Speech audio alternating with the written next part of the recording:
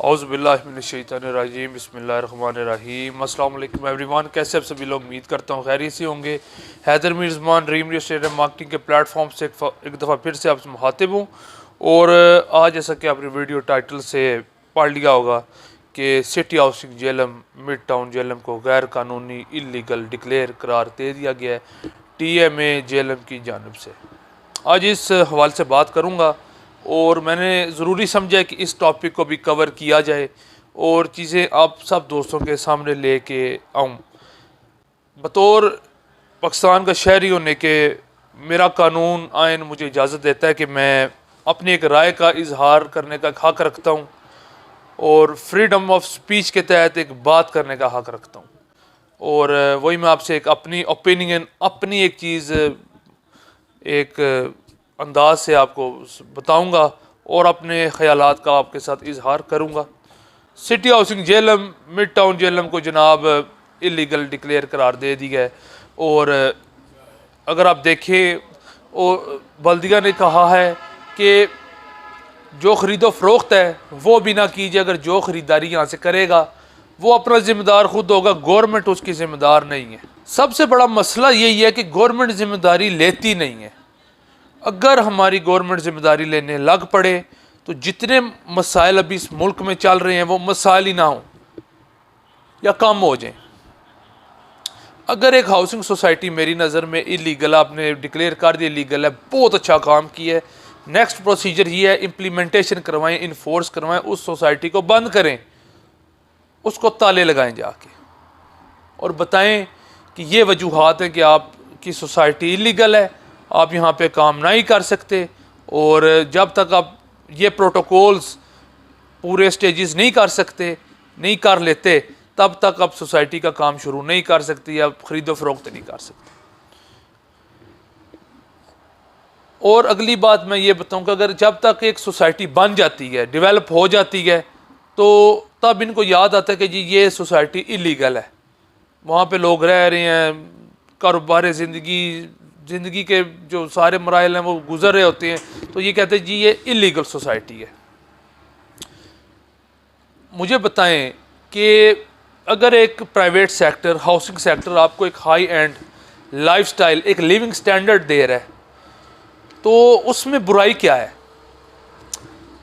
आपको वहाँ पे रहने के तरीके, एक रहने का जो असल तरीका है वो तरीका आपको बता रहे हैं कि असल रहने का सलीका और तरीका ये है। वहाँ पे आपको जॉब अपॉर्चुनिटी प्रोवाइड जो हाउसिंग सोसाइटीज़ हैं वो कर रही हैं। हज़ारों लोग एक एक सोसाइटी से अपना रोज़गार कमा रहे हैं। Food business, tech business, real estate developers, contractors, ये इनको तो छोड़ दे। ओवरऑल अब चपड़ासी से लेके हाई एंड डेवलपर तक जाए ना, तो सबका एक रोज़गार लगा हुआ है एक हाउसिंग सोसाइटी से, एक सेक्टर से। लेकिन ये जो प्राइवेट सेक्टर हैं ये तब कामयाब होते हैं जब पब्लिक सेक्टर यानी कि गवर्नमेंट इनको सपोर्ट करती है। लेकिन अगर गवर्नमेंट इनकी टांगें खींचने लग पड़ेगी तो मुझे बताएं प्राइवेट सेक्टर ने कहाँ से ग्रो करना है? जितने बड़े बड़े मुल्क हैं आज जो कामयाब हैं उनके आप प्राइवेट सेक्टर देखें, जब तक वो प्राइवेट सेक्टर कामयाब है तब तक वो मुल्क कामयाब है। आप इंग्लैंड की, नॉर्वे की, अमेरिका की, स्वीडन की, आप इनकी, जर्मनी की आप वो देख लें जो कामयाबी के राज हैं। इनके प्राइवेट सेक्टर्स को देखें, वो आपको मुल्क की तरक्की बताते हैं। जितने जितने टॉप ब्रांड्स उठते हैं, सोसाइटीज़ उठती हैं, कॉरपोरेशन, फैक्ट्रीज, इंडस्ट्रीज उठती हैं ना, जिनके नाम आते हैं वो सारे प्राइवेट हैं। वो प्राइवेट सेक्टर जब कामयाब होता है, पैसे जनरेट करता है, आपके मुल्क में पैसा लाता है, आपकी इकॉनमी ग्रो करती है, गवर्नमेंट ग्रो करती है, गवर्नमेंट में टैक्सेस आते हैं। लेकिन ये जो काम है, प्लानिंग है, ये गवर्नमेंट ने करनी है। जब तक गवर्नमेंट जिम्मेदारी नहीं लेगी तो ये चीज़ें नहीं चल सकेंगी। पहले दिन से अगर एक चीज़ इलीगल है उसको काइंडली खुदारा बंद कर दें, ख़रीदो फ़रोख्त तो बंद करवाएं। ये मत कहें कि ज़िम्मेदारी हर शख्स की अपनी है। जब बंदा अपनी अपनी ज़िम्मेदारियाँ गवर्नमेंट वाली भी उठा लेगा ना, तो कत्ल व गारत, चोरी चकारी, इसके अलावा कोई हल नहीं रह जाएगा। खुदारा इन चीज़ों को आप खुद देखना है, गवर्नमेंट ने खुद इन चीज़ों पर गौर करना है। अब मुझे ये बताएं कि एक आम शहर है, एक घर है, एक मोहल्ला है, गली है, वहाँ पे जब नालियाँ नहीं बनती, वहाँ पे जब सड़कें टूटी पड़ी रहती हैं, सीवरेज का निज़ाम ख़राब है, पार्क्स नहीं है, बच्चों के लिए प्ले एरिया नहीं है, ये किसकी जिम्मेदारी है? ये तो आपकी जिम्मेदारी है ना, गवर्नमेंट की जिम्मेदारी है। इसको किसने देखना? तब उन गली मोहल्लों को इलीगल डिक्लेयर करार नहीं दिया जाता। नोटिस जो ओहदेदारान हैं, जिनकी लीडरशिप है, उनको ये नोटिस नहीं भिजवाए जाते, उनको धमकियां नहीं दी जाती, वो ठीक है।